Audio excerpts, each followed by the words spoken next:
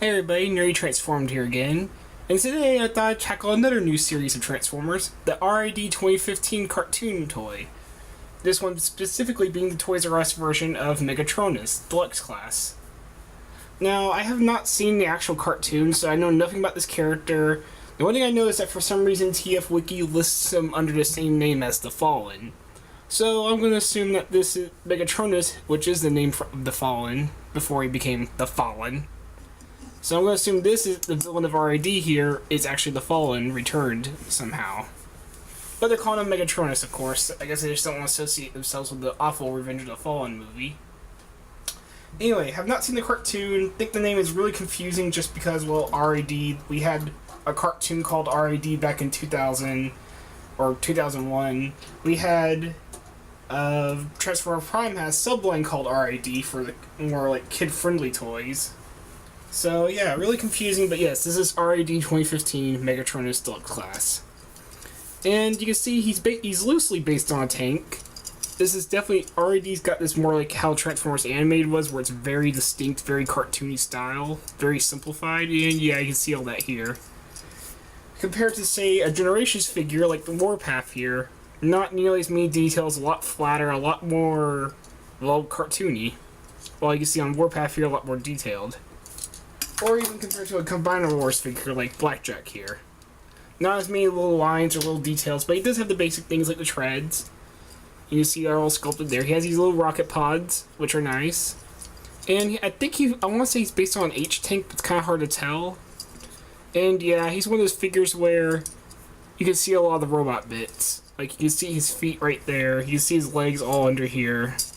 You can see his head right there. There's not a panel covering it up. But why are Megatrons known for that now? Well, I know this isn't technically Megatron, this is Megatronus. But why are they known for this thing now where their head is just there? Anyway, so it's a really weird, really interesting little tank. He does have some nice paint apps here where he's got some blue. He's got some purple around here. He's got some silver right there. Yeah, it's not that much in tank mode. Even robot mode, there's not that much.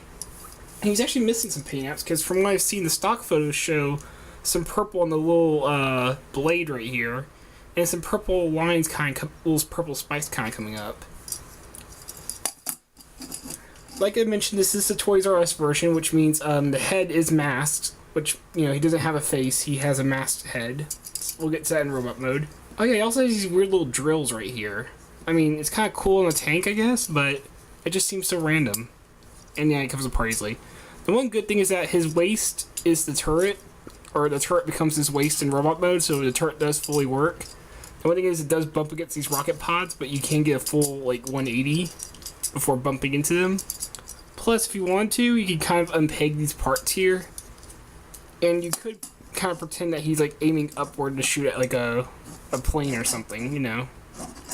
So yeah, you do have to do the transformation a bit for this part, but you could use the hips to give them some upward movement. And that's pretty cool, I like that. So, for the transformation, it's pretty simple. Gonna grab the legs, or the back of these treads here, they come down this double hinge here, and you can see just kind of transforming around, and they'll all collapse together like this, over the front part of the treads. I'll show you this from the side now. Just kind of collapsed over it.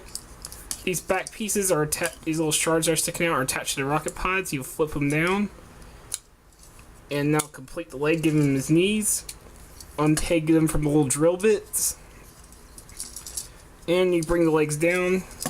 Really simple transformation. Turn the turret around, and yeah, he kind of has like mid-transformation as kind of a, you know, walking tank mode. Grrr, shoot everything. So, go up here, split the front of the cannon. It can be kind of difficult because it is tightly tabbed together. Just kind of click it in place. It's on the ball joint here, but it's on a little soft ratchet here. Or not so soft ratchet. You're going to turn it on the stems, and the stems go to these ball joints, and he is kind of put together really interestingly. Go ahead and push down that tab, and it'll flip up the head. And then that tab will peg the chest plate in place. Bring down the can bits to make the arms, turn them to where the colors are forward. Come back here, flip out the hands, flip out the hand, And turn the head around, you can see that nice little faceplate he has. And there is the RID Deluxe Class Megatronus in his robot mode. Let's go ahead and get the size comparisons out of the way. Here he is next to Generations Warpath. And here he is next to Combiner Wars Blackjack. So yeah, he's about this average size of a deluxe. Pretty cool though. Oh, I'm at Warpath, go over there. There we go. And once again, we can see that kind of animated style where it's very simplified, very similar to anime, where just very simple, very smooth details. But he does have some nice ones. Like I said, he has the blue here. He's got the purple for the cannon are now like purple for his little wrists, I guess. We do got some new details though. The treads fold up to become his legs, but we have some new pieces over it, like these purple shin guards. And his nice little silver... he's got his boots. Nice little silver boots. Or not boots, but the piece above his boot. And of course he has this little piece sticking out right here. A little knife thing. And let's look at the head. Very knight, kind of like a knight, like a dark evil knight with the blue for the... There we go, it focused. With some blue for the, not eyes, but for the, you know, his visor. There we go. And like I said, this is the masked version. Basically, the unmasked version will just have these pieces separated outwards where you can see his face, but I kind of like the masked version. This is very... If this guy is the Fallen, that definitely kind of reminds me of the Fallen. And of course, there's this chest where he's got some nice details of the gray here. Little gray, purple, with gray pieces with, yeah, he has purple nipples. Just little purple nipples right there. And in the centerpiece where he has the Decepticon logo, which, yeah, this is what RID's doing. What everybody has deemed the poker chip. If you don't know, RID has a special game app on your phones that you can use, and you can scan the figure to have that character playable in the game and all that, but... I get the idea behind the gimmick, but it's so temporary, and in years from now, when people look at these figures, you're going to be stuck with those poker chips that just look really stupid. And the Japanese figures are doing the same thing, I believe, so... it's just so stupid. And even if you peel the sticker off, you'll still have a circle indent there. I kind of hope Ripple Labels come out with some cool little icons to put in that place, like maybe a Decepticon symbol that's really special with a little circular thing. Because I would love to get rid of this poker chip, especially since mine seems to be off-center. If I hold the figure straight, you can see it's like slightly off-center, and that's going to bug the crap out of me. Anyway, here's the figure itself. Megatronus is pretty nice looking. And I like how nice and bulky he looks. Even for deluxe, he looks like he's huge. With these big shoulder pads, his gigantic legs, his arms. The only thing is, he is kind of flat. Because he split a cannon in half, he is kind of flat. And he has a drill butt. A double drill butt. Watch out when he farts, you might get spiked. Or drilled. That just sounds dirty. And my one problem with the figure is that his arms are just completely hollow. There's not even a panel covering up, it's just hollow. Like, Warpath's arms are hollow too, but at least his is completely enclosed where you can't see it. But yeah, it's just a panel. His arms are just panels. I wouldn't mind them being so skinny if we couldn't see that they were just empty panels. It really bugs me. I wish we had a piece that would like flip over this or something.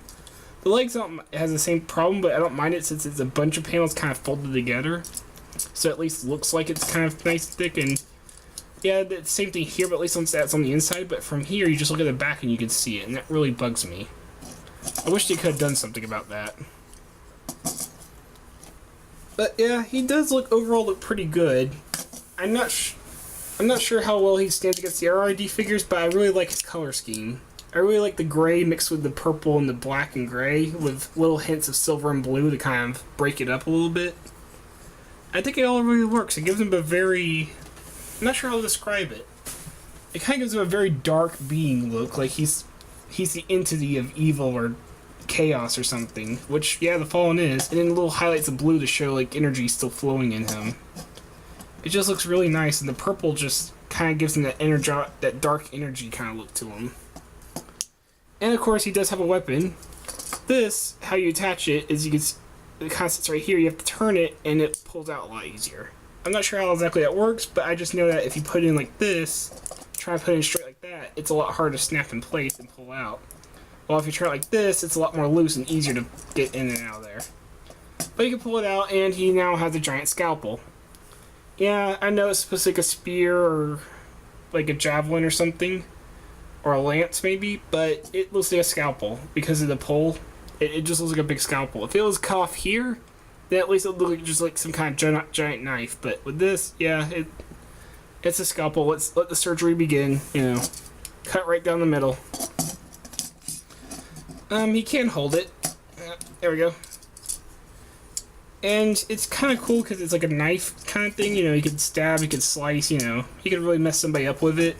Kind of strange for the Fallen's main weapon, but it could work. But I see it and I just think giant scalpel. You know, you can get him to kind of hold it with both hands.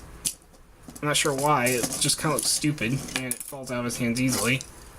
I think the best way it looks is just to kind of leave it attached in his arm, because that kind of hides the polearm piece to it and gives the most range. Actually, you know, he can kind of stab or slice with it like this.